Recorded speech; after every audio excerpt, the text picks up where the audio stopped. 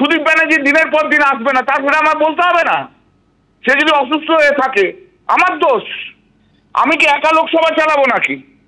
কাকলি গোষ্ঠীতে অর্ধেক দিন থাকে না, আমার দোষ? এসব কথা তো লোকসভায় অনেকদিন বলেছি। লোকসভায় কটা মেম্বার থাকে বলুন তো? সব তো বাড়িতে বসে থাকে। সৌগতদা এবারে অসুস্থ হয়েছে, ঠিক আছে, সৌগতদা সবসময় করে।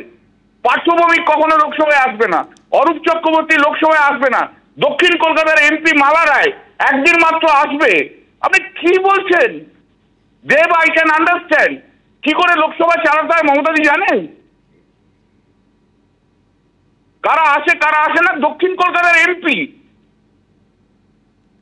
ভাবা যায় দক্ষিণ কলকাতার এমপি কখনো লোকসভায় থাকে না?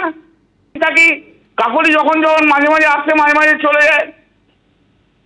প্রতিমা মণ্ডল থাকে, সাইনি থাকে, মৌয়া থাকে, তারপরে বাপি হালদার থাকে, আবু আক্তার থাকে, আবু আমাদের মুর্শিদাবাদের এমপি থাকে। এই তো মাত্র কজনকে নিয়ে চলে। কীর্তি আয়ার থাকে। তাদের তো কখনো বলে না কেন তোমরা লোকসভা করো না? আমার দোষ? যারা এমপি বানিয়েছেন তারা কেউ আসে না।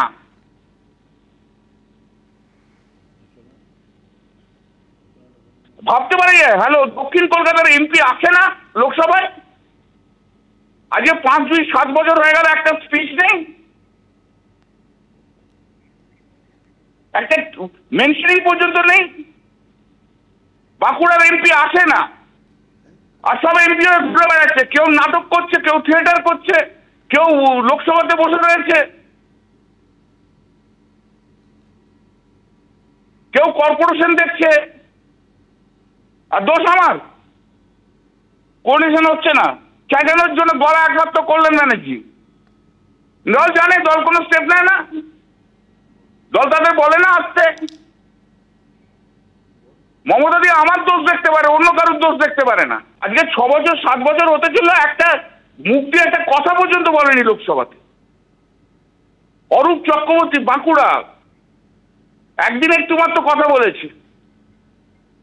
বরঞ্চ আমাদের ঝাড়গ্রামের এমপি থাকে, পরলোকের ছেলেও নই, আমি অক্সফোর্ড কেমব্রিজ থেকে পড়েও আসিনি। আমি সবচেয়ে বেশি কাজ করেছি, সবচেয়ে বেশি স্লোগান দিয়েছি, তাই জন্য আমি ইনএফেক্টিভ। আর যদি আপনি হার্ভার্ড, অক্সফোর্ড, ভালো বিশাল দামি শাড়ি পরে ভালো ভালো ইংরেজি বলেন, তার মধ্যে এফেক্টিভ এখন আর দলের কাছে কিছু নেই। আমি হচ্ছে সবচেয়ে ইনএফেক্টিভ। যথেষ্ট হয়েছে, অনেকদিন আমি চিফ হুইপের কাজ করেছি, ফিনিশ। যারা ভালো কাজ করে তাদের দাম পাওয়া যায় না, যারা সমালোচনা করে না, যারা মমতাদিকে গালাগাল দেয়, দিদি তাদেরকে সম্মানিত করে।